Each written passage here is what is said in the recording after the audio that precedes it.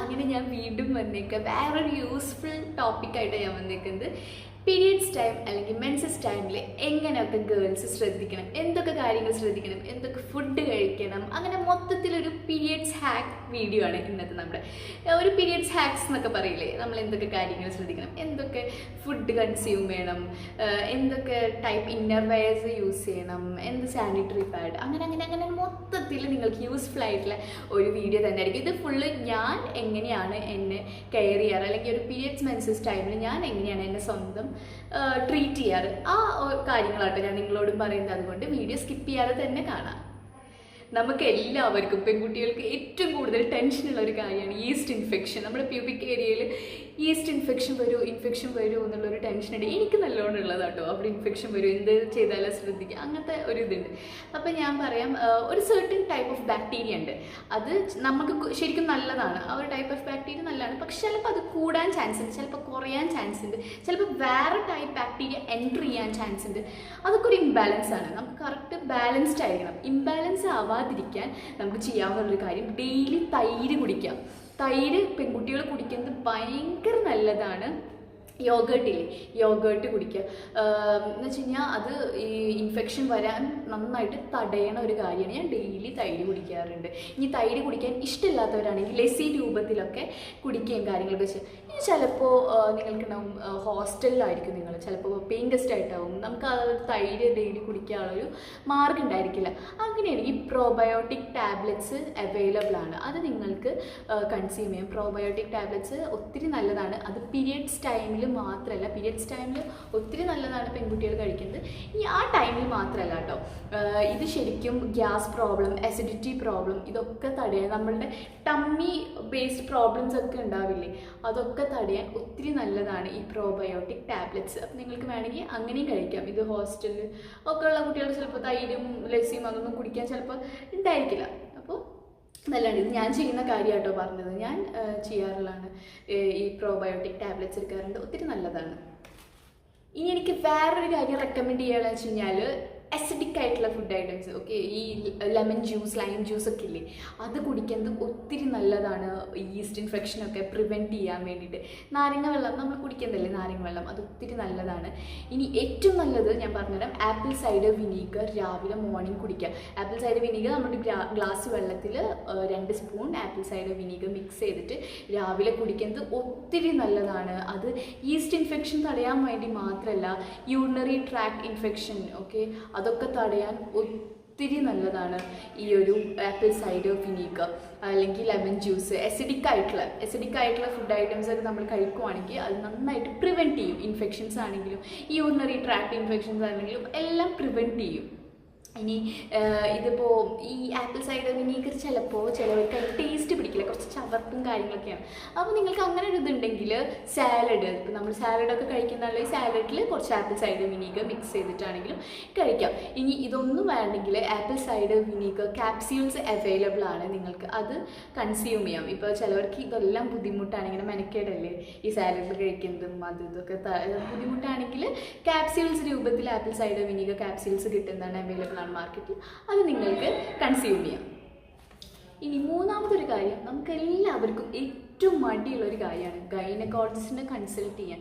എല്ലാവർക്കും ഭയങ്കര ചമ്മൽ, നാണക്കേട് ഒക്കെ ഉള്ളൊരു കാര്യമാണ് ഗൈനക്കോളജിസ്റ്റിനെ കൺസൾട്ട് ചെയ്യാന്നുള്ളത്. അതിൻ്റെ ആവശ്യമുണ്ടോ? അത് ഇനി വലിയ സീരിയസ് പ്രോബ്ലം ഒക്കെ വന്നാലല്ലേ ഒരു ഗൈനക്കോളജിസ്റ്റിനെ കൺസൾട്ട് ചെയ്യേണ്ടതുള്ളൂ. ഇപ്പം നമ്മളൊന്നും ചെയ്യേണ്ട ആവശ്യമുണ്ട്. ചെറിയ പ്രോബ്ലം, ഇൻഫെക്ഷനൊക്കെ വന്നു കഴിഞ്ഞാൽ അതിനെ കാണിക്കേണ്ട ആവശ്യമുണ്ടോ? വീട്ടിൽ പറയാനും മടി, എല്ലാം മടി.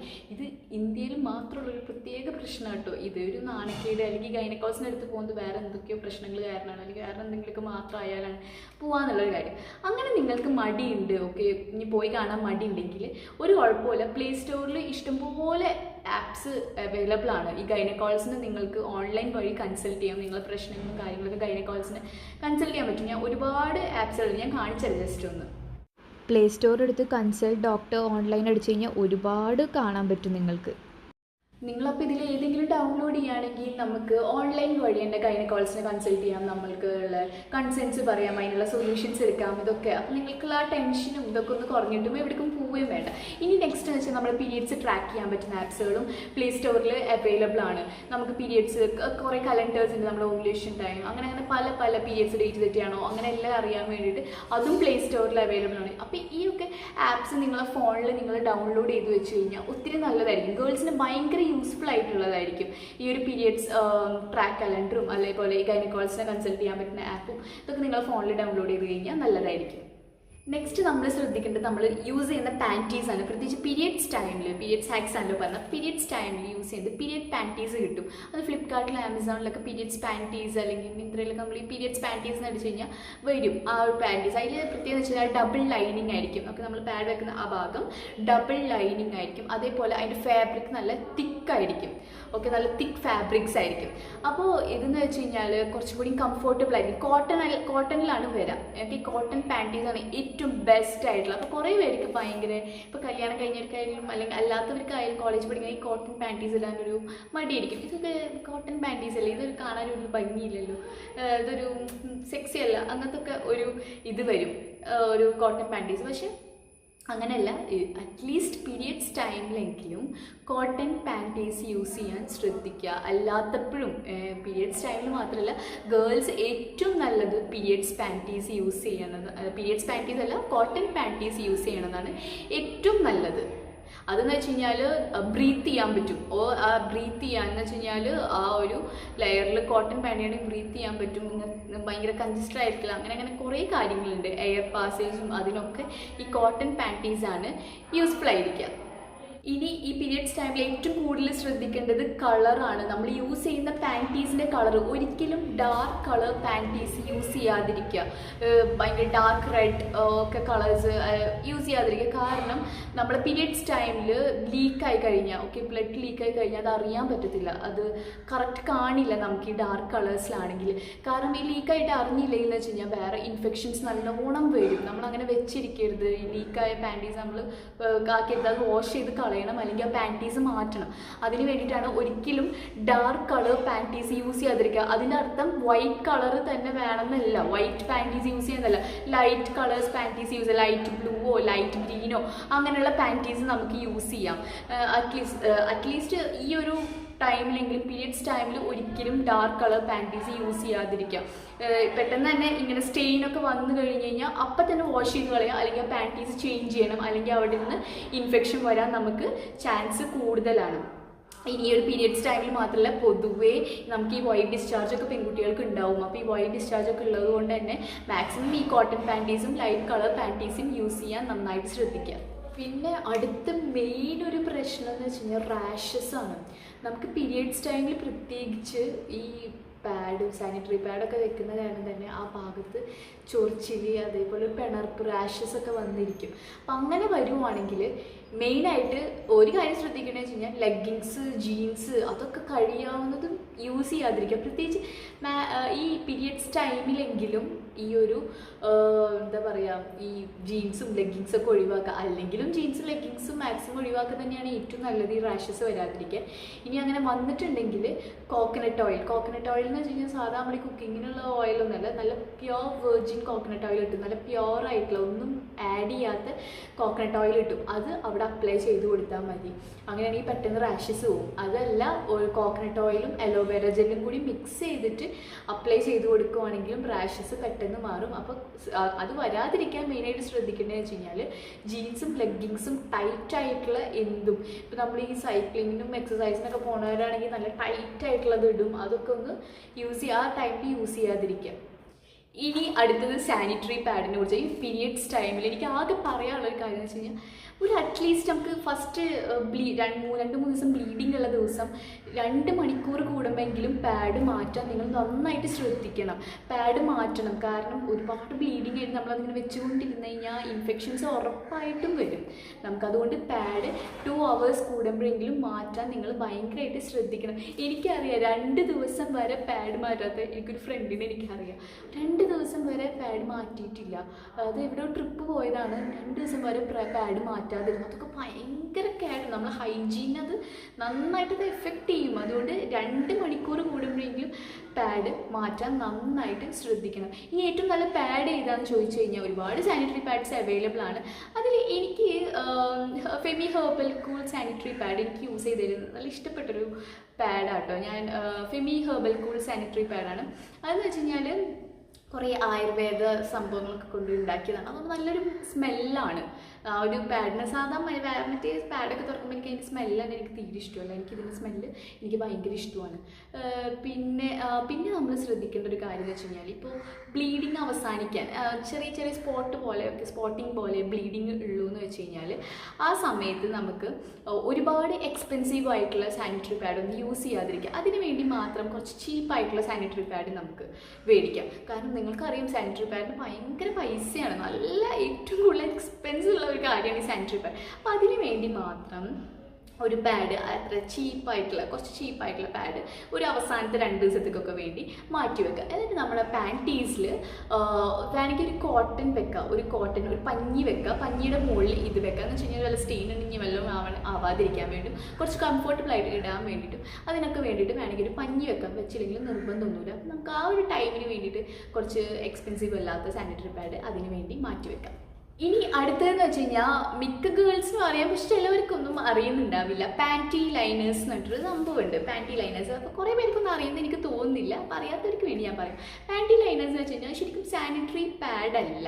ഓക്കെ, അതിൻ്റെ ചെറുതാണ്. ഞാൻ എളുപ്പത്തിൽ അറിയാൻ വേണ്ടിയിട്ടാണ് ഞാൻ പറയുന്നത്. ഒരു കാണുമ്പോൾ നമ്മളൊരു സാനിറ്ററി പാഡ് പോലൊക്കെ ആണെങ്കിലും അതിന് പാൻറ്റി ലൈനേഴ്സ് എന്നാണ് പറയുക. അത് ഭയങ്കര ചെറുതാണ്. അതെന്ന് പറയുന്നത് നമ്മളെ പീരിയഡ്സ് ഡേറ്റ് ആവോ ഡേറ്റ് ഇല്ലേ, ഇപ്പം ആവോ ഇപ്പം ഇല്ലേ, അങ്ങനത്തെ നമുക്കൊരു ഡൗട്ട് വരുമല്ലോ. നമ്മുടെ ഡേറ്റ് ആവാറായി എന്ന പീരിയഡ്സ് ആയിട്ടില്ല, ആ ടൈമിൽ നമുക്ക് പാൻറ്റീസിൽ വെക്കാൻ പറ്റുന്നതാണ് ഈ പാൻറ്റി ലൈനേഴ്സ് എന്ന് പറയുന്നത്. അത് നമുക്ക് മേടിക്കാനൊക്കെ കിട്ടും. പാൻറ്റി ലൈനേഴ്സ് അടിച്ചു കൊടുത്തു കഴിഞ്ഞാൽ നമുക്ക് മാർക്കറ്റിൽ അവൈലബിൾ. അപ്പോൾ ആ ടൈമിലൊക്കെ വെച്ച് കഴിഞ്ഞാൽ ഈ സാനിറ്ററി പാഡ് വെറുതെ വെക്കുന്ന അത്ര നല്ലതൊന്നുമല്ല.